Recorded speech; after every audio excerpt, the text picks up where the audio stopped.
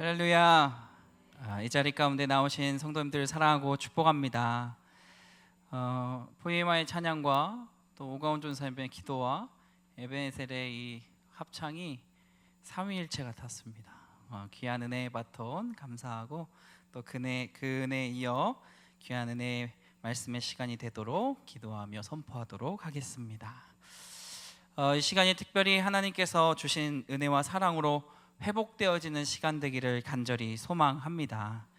로마서 말씀 우리에게 이렇게 이야기합니다. 그러므로 믿음은 들음에서 나며 들음은 그리스도의 말씀으로 말미암느니라. 오늘의 이 말씀이 우리의 가정을 살리고 또 나를 살리고 나의 믿음을 살리는 귀한 시간 되기를 예수님의 이름으로 축복합니다. 아멘. 얼마 전 이야기를 하며 좀 시작해 보려고 합니다. 저희 교회에서 다들 그 나들목 프로젝트로 해외 선교 센터, 태국 선교센터 건립하고 계시는 거 다들 알고 계실 겁니다. 그렇죠?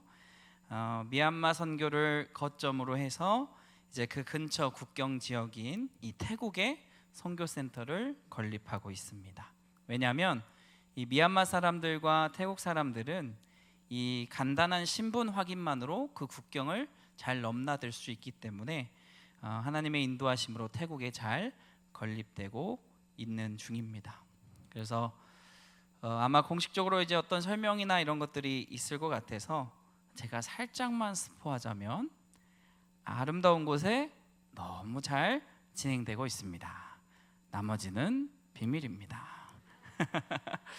담임 목사님과 이 장로님들께서 너무나 열심히 추진하고 잘 한 걸음 한 걸음 잘 진행되고 있음을 제 눈으로 또 보고 왔습니다. 저도 갔다 오지 않았습니까? 그것도 추석에 다들 명절 보내고 계실 때 다녀왔습니다. 그런데 명절만큼이나 너무나 좋은 시간이었다라는 거죠. 이 백문이 불여일견이라 하였습니다. 이렇게 저렇게 뭐 태국 선교센터가 건립되고 있다 막 듣는 것보다도 한번 그곳에 가고 보니까 그곳에 대한 사모함이 더 커지고 그 사역이 얼마나 크고 귀하다라는 것을 묵상하게 되었습니다. 그래서 여기 계신 우리 성도님들 기대하시고 또 건축되어서 그곳을 갈 수 있는 길이 열리면 언제든 방문하실 수 있다고 하니까요. 그곳에서 선교하시고 사역하시고 또 모든 것을 누리시기를 소망합니다. 따라서 이 반월중앙교회에 진행하는 이 태국 선교센터 건립에 소망을 품으시고 함께 기도해 주시기를 부탁드립니다. 그래서 뭐 이렇게 이야기하는 것이 뭐 이제 김푸른 목사 태국 선교사로 떠나나? 뭐 이런 얘기를 하는 것이 아닙니다. 그리고 또 사실 오늘의 말씀이 태국 선교센터를 뭐 홍보하고 이야기하는 사실 말씀도 아닙니다. 어차피 그런 것 저런 것 이야기하지 않아도 하나님이 하실 일은 하나님이 하시는 줄 믿습니다.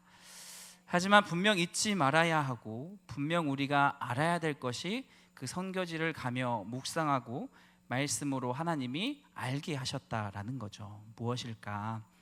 고린도전서 오늘 본문 12장 27절은 이렇게 이야기됩니다. 우리 함께 읽어보도록 하겠습니다. 너희는 그리스도의 몸이요 지체의 각 부분이라. 아멘. 우리는 그리스도의 몸인 줄 믿습니다. 다른 말로 예수님의 손과 발이 된다라는 거죠. 우리는 그렇게 알고 있기에 에베소서 1장 22절 23절은 이렇게 또 우리는 묵상합니다. 제가 읽어드릴게요. 또 만물을 그 발 아래에 복종하게 하시고 그를 만물 위에 교회의 머리로 삼으셨느니라. 교회는 그의 몸이니 만물 안에서 만물을 충만하게 하시는 이의 충만함이니라. 아멘. 예수 그리스도는 우리의 머리시다. 그리고 우리는 그의 몸이다. 그렇게 살아가는 것이 우리가 너희가 충만하게 사는 법이란다라고 성경은 이야기하고 있습니다. 이것은 성경 전체에서도 일관되게 이야기합니다. 구약 말씀에서도 우리를 구원하실 그 예수 그리스도 머리 되실 분이 앞으로 오실 것이다. 신약의 말씀에서도 어떻게 이야기합니까? 우리를 구원하신 그 머리 되신 분이 바로 누구다? 예수 그리스도다입니다. 이것이 우리의 믿음의 고백인 줄 믿습니다. 예수 그리스도를 믿는 자, 그를 머리 삼은 자들은 충만하게 살 자들이며 또한 그분을 붙듦으로 말미암아 그 지혜와 형통함이 충만한 삶을 누리게 될 줄 믿습니다. 그렇다면 예수 그리스도가 머리 되시고 그 손과 발이 되는 우리에게 마지막 어떻게 이야기하시면서 선포하시면서 최고의 명령, 최대의 명령, 즉 지상 명령을 선포하셨냐라는 거죠. 우리 무슨 말일까? 우리 마태복음 28장 18절에서 20절 말씀입니다. 우리의 명령이죠. 함께 읽어보겠습니다. 예수께서 나와 말씀하여 이르시되 하늘과 땅의 모든 권세를 내게 주셨으니 그러므로 너희는 가서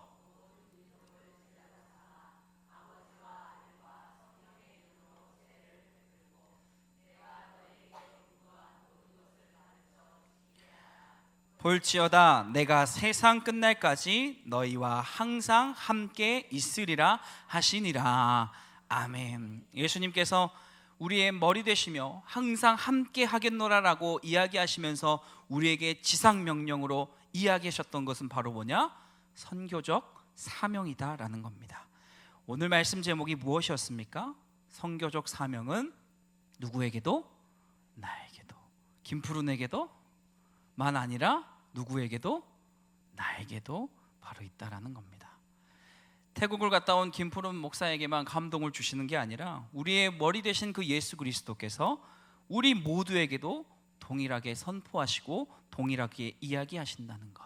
즉 무엇을 이야기하시냐? 선교해야 한다. 그리고 복음 전해야 한다. 그렇게 우리의 삶 가운데 놓치지 말아야 할 것은 분명 선교의 사명이고 선교의 사명을 따라 우리 모두는 함께 걸어가야 된다라는 게 진리이자 예수 그리스도의 명령인 줄 믿습니다.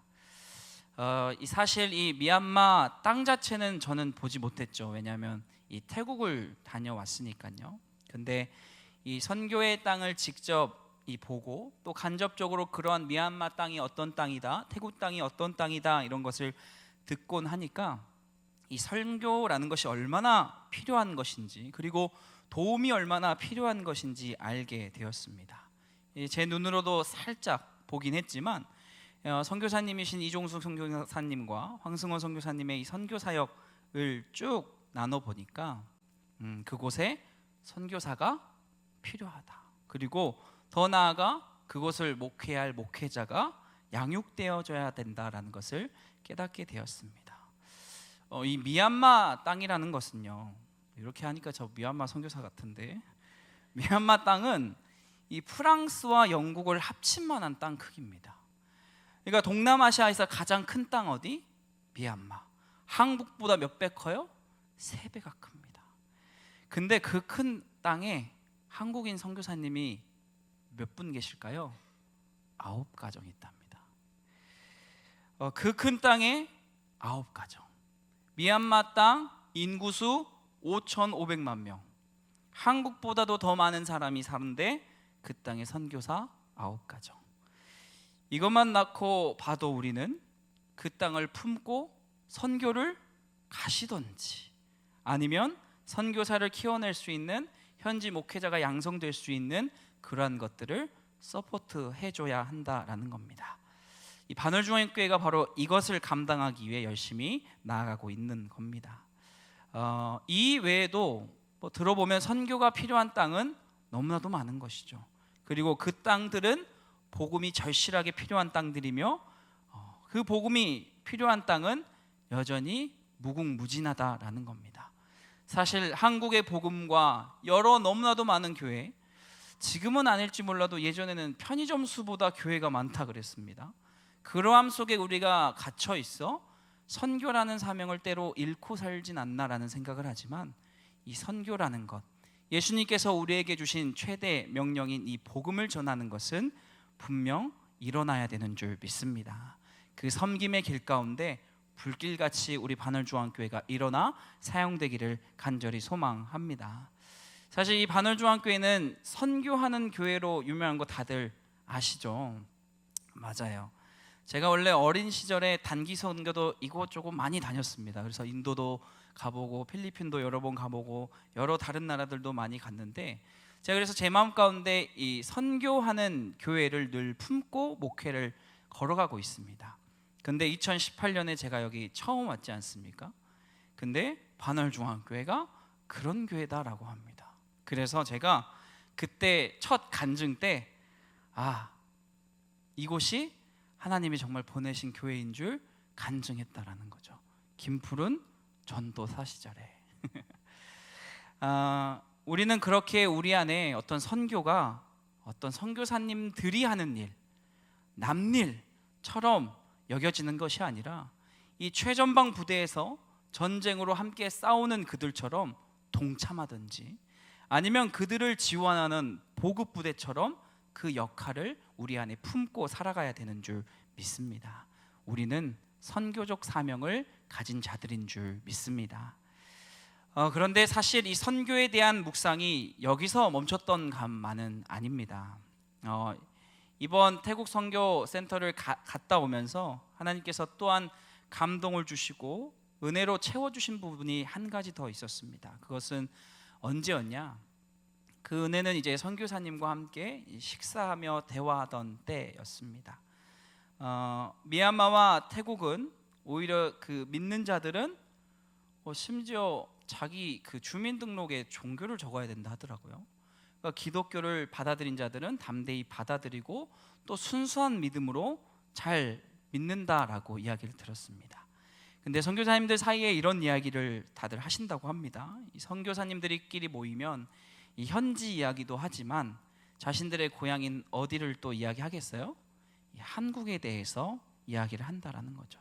그리고 한국 교회의 힘듦을 듣고 또 한국 교회에서의 목회자들이 얼마나 치열하게 목회하고 있는지에 대해서 나누신다라고 합니다. 그러면서 이야기하는 것이 무엇이었냐? 두 번째, 한국이 선교지다라는 겁니다. 한국이 바로 영적 전쟁의 최전방이다라는 겁니다. 그렇습니다. 원래 이 한국은 수많은 선교사들의 피와 많은 목회자들의 희생으로 세워진 곳입니다. 그래서 그 큰 은혜로 말미암아 하나님이 지금도 우리를 지키시고 보호하시는 줄 믿습니다. 하지만 여전히 우리가 쉽게 발견하죠. 수많은 문화와의 전쟁이 있고요, 미디어와의 전쟁도 있고요, 수많은 유혹의 싸움들이 우리 곳곳에 있습니다. 영적 전쟁이 일어나고 있습니다. 그 선교적 땅이 바로 먼 땅이 있는 것이 아닌 바로 우리가 딛고 살아가는 이 한국이다라는 것을 우리 안에 묵상케 하셨습니다. 우리는 지금 선교 땅에 살고 있는 줄 믿습니다. 그러면서 고민되고 우리가 고백해야 되는 것이 뭐냐? 사실 이 한국 땅에 속해 있는 나의 가정이 바로 선교의 땅이 아닌가 생각해 봐야 된다는 거죠. 그리고 나의 자녀가 선교의 땅이 아닌가 생각해 봐야 됩니다. 더 나아가 나의 직장과 나의 사업장이 선교의 땅은 아닌가, 그리고 심지어 내가 다니는 이 교회가 선교의 땅은 아닌가 우리는 믿음으로 기억해야 되는 줄 믿습니다. 우리는 지금 오늘 이 시간에도 선교의 땅에 살아가고 있습니다.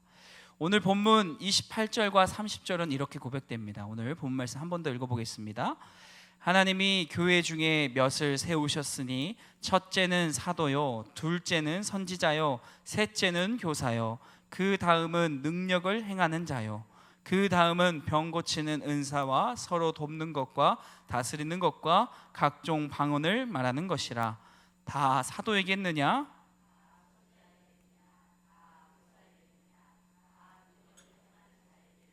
다 병 고치는 은사를 가진 자이겠느냐? 다 방언을 말하는 자이겠느냐?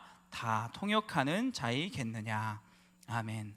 하나님께서는 각 사람을 사도요, 선지자요, 교사요, 각자의 은사에 따라 부르셨다라고 합니다. 근데 하나님의 말씀을 묵상케 하시면서 이 말씀의 구절을 이 선교적 사명을 가지고 다시금 보게 하시고 감동을 주셨다라는 거죠. 28절 말씀을 다시 한번 띄워주시면요, 함께 보면서 가면 이렇게 보이게 하셨다는 거죠. 하나님이 우리 교회 중에 선교사를 세우셨으니 첫째는 가정 선교사요, 둘째는 한국 선교사요, 셋째는 이방의 선교사니라. 이를 위해 은사와 서로 돕는 것과 다스리는 것을 주셨느니라. 아멘. 우리 모두가 먼저는 함께 나아가는 선교하는 지역, 미얀마, 태국 이쪽을 품는 것도 맞지만 우리 안에 선교적 사명이 있다라는 것은 나에게 맡겨진 또 다른 각자의 선교지가 있음을 깨닫게 하신다라는 겁니다. 모든 선교사님과 동일하게 선교사의 길을 걷고 계시는 우리 성도님들, 그 성도님들에게 예수님이 동일하게 지상명령을 하셨다는 거죠. 복음을 전해야 한다. 선교해야 한다. 그렇다면 내가 오늘 이 시간 묵상하며 생각해보며 마음에 감동해 주는 그 선교의 땅은 어디입니까? 가정입니까? 직장입니까? 반월중앙교회입니까? 어디입니까? 고민해야 된다라는 거죠. 고민하고 내 선교지의 땅을 선포하고 나아가야 되는 것, 그것이 바로 우리가 가진 선교적 사명의 길에 놓인 우리의 모습인 줄 믿습니다. 실제적으로 한국 땅, 심지어 나의 가정, 나의 옆에 있는 누군가에 복음을 모르는 이가 있습니까? 없습니까? 있습니다. 이렇게 말씀을 준비하며 말씀을 묵상하며 저 역시 회개하게 됩니다. 왜냐하면 실제적으로 저의 친척에게도 예수님을 외면하며 사는 사람이 있기 때문입니다. 하나님이 하시겠지라는 어떤 안일한 사명의식으로 그저 안일한 모습으로 대처하진 않았는지, 하나님께서 나에게 안산 땅으로 보내셨고 또 한국의 많은 복음들을 전해야 되는 것을 발견하게 하셨는데 그것들을 많이 외면한 채, 모른 채 수많은 사람들에게 복음이 필요하다는 것을 잊고 살아간 그 저의 모습을 다시 생각할 때 회개하게 되고 하나님 앞에 다시 한번 기도하며 사명을 생각하게 됩니다. 그렇다면 선교와 이 복음의 명을 받은 우리, 나는 어떻게 해야 되냐?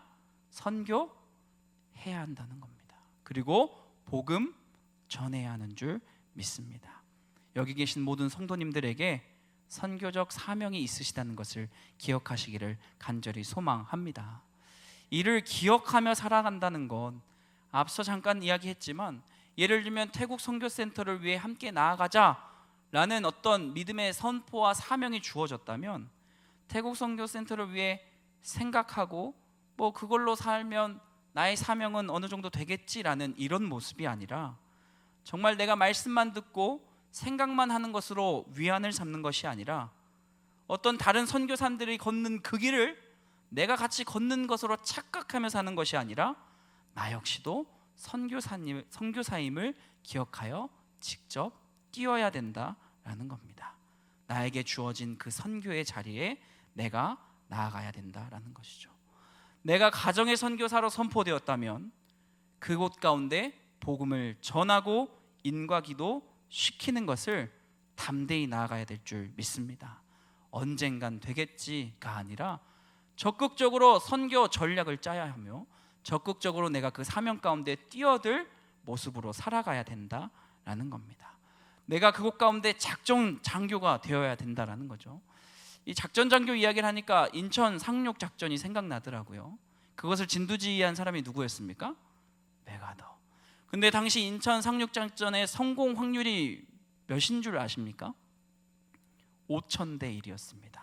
성공 확률 0.02%. 하지만 그것을 철저하게 준비하고 전진하고 나아가자 무엇이 선포되었습니까?